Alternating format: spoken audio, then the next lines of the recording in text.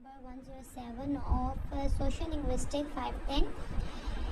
आज का टॉपिक है politeness and social interaction. Politeness क्या है? नरमी। एंड सोशल इंटरेक्शन समाजी तौर पर ताल्लुकात या इंटरेक्ट करना। अब पोलाइटनेस क्या है? पोलाइटनेस जैसे कि नाम से जाहिर हो रहा है नरमी। Politeness encode social distance. जब हम नरमी से बात करते हैं तो हमारा जो सोशल डिस्टेंस होता है वो इनकोड हो जाता है, यानी कम हो जाता है। And linguistic interaction is a social interaction which involve social distance and closeness. Various factors play a role in it. For instance, अब इसमें एक चीज़ बहुत ही नॉर्मल सी बात बयान की गई है कि जब आप नरमी से बात करते हैं ना, तो चाहे आप जिस भी कम्युनिटी से ताल्लुक़ रख रहे हैं, आपका डिस्टेंस लेवल जो है वो कम हो जाता है। कैसे हो जाता है कि नरमी से बात करने से लोग आपकी बात सुनते हैं, आपकी closeness of the distance level जो है वो उसमें बहुत ही मेन रोल जो है वो प्ले किया जाता है। अब इसमें कुछ फैक्टर्स हैं that are the external and internal. External factor में आपके आ जाता है स्टेटस, एज एंड पावर। इसको मज़ीद हम डिफाइन करेंगे आगे। इंटरनल पावर में आपके आ जाता है इंटरनल फैक्टर्स इवन है आपका amount of imposition, degree of friendliness, a need to be polite in a common in all culture. Politeness in order to show awareness of other face demands. When the other is distant, the face need is respect and difference. When the other is close the face need to friendliness and solidarity. चलिए अब इसको define करते हैं। Amount of imposition, आप किस position पर हो, this is the matter of fact.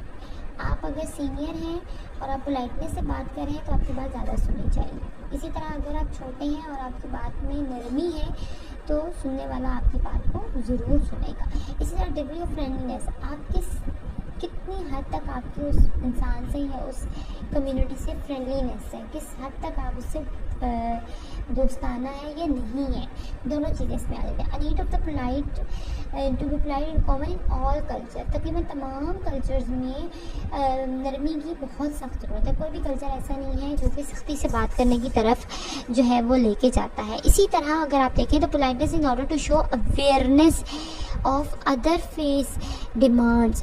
अच्छा, दूसरों की जो डिमांड्स हैं उसमें उनको अवेयर करने के लिए भी पोलाइटनेस की बहुत ज़रूरत होती है। When the other is distance, अगर दूसरे आपसे डिस्टेंस यानी फासला रख रहे हैं, the face needed to respect and difference, तो फिर आपको पहला पोलाइटनेस से भी ज़्यादा जो चीज़ ज़रूरत है वो है रिस्पेक्ट।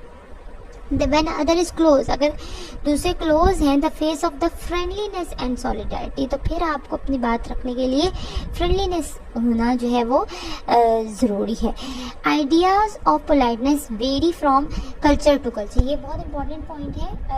पोलाइटनेस का जो आइडिया है ना वो कल्चर टू कल्चर वेरी करता है। कुछ कल्चर बहुत ज़्यादा पोलाइटनेस पे एम्फेसाइज करते हैं और कुछ कल्चर जो है वो इतना ज़्यादा नहीं करते। इसको हम आगे डिफाइन करते हैं with what is polite in one culture may be impolite in the other culture. अब यहाँ पे ये देखें, सेइंग टू अ वुमेन, एक वुमेन से बात हम करते हैं कि एक कल्चर में पोलाइट जो है वो पोलाइटनेस की मायने, लेकिन दूसरे में उसको इम्पोलाइट कहा जाता है। कैसे? अब अगर हम एक वुमेन से बात कर रहे हैं, यू हैव गेन वेट, अगर हम ये बात करें कि आपने तो वेट जो है वो गेन कर लिया, can be a complement in Africa and Arabs culture. अब अगर हम यही बात एक अरब या अफ्रीका कल्चर में किसी वुमेन के कहते हैं कि आपने तो वेट गेन किया है, तो वो इसको एक कॉम्प्लीमेंट लेती है, वो उसको तारीफ़ लेती हैं कि it is equated being a healthy, ये हाँ मैं तो बहुत हेल्दी हूँ। लेकिन इन अमेरिकन कल्चर में इन अदर हैंड अगर आप कहते हैं तो बात बिगड़ जाएगी। कैसे? It is consider to be rude, कि आप रूड हो रहे हो, आपने तो बेइज्जती की है मेरी, ठीक है। तो यहाँ पे पोलाइटनेस जो है वो वेरी करती है कि आप किस बात को किस तरीके से किस कल्चर में बयान कर रहे हो, ठीक है। इसी तरह पाकिस्तानी कल्चर में भी ले तो आप कह रहे हैं आपने तो वेट गेन करे, आई डोंट थिंक सो कोई भी वुमेन जो है वो इस चीज़ को अप्रिशिएट करेगी कि आप जी मुझे मोटा कह रहे हैं। तो यहाँ पे भी पोलाइटनेस जो है वो मैटर करती है। इसी तरह certain topics are taboo in certain culture. For example asking question, how old are you, what is your pay.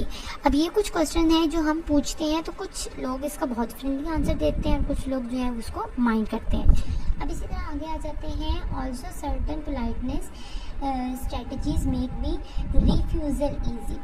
अब रिफ्यूज़ल की कुछ लोग इस पे भी बात कर रहे होते हैं कि ये भी पोलाइटनेस की स्ट्रेटजीज हैं, जैसे शट द डोर। अब अगर आपने इसको कहा कैसे है, अगर आपने प्यार से बोला है शट द डोर, प्लीज़ आपने बोल दिया। तो शट द डोर मीन आप ऑर्डर कर रहे हो किसी बड़े को तो वो कभी भी नहीं बात करेगा, लेकिन आपने कहा प्लीज़ शट द डोर तो आराम से बंद कर दे। Can you please shut the door. अब ये भी एक बात करने का तरीका है। If it is not much trouble, अगर आपको कोई मसला ना हो, प्लीज़ शट द डोर, क्या आप दरवाज़ा बंद कर देंगे। अब यहाँ पे एक ही बात को 4 तरीके से कहा गया है और आप इसको खुद अपने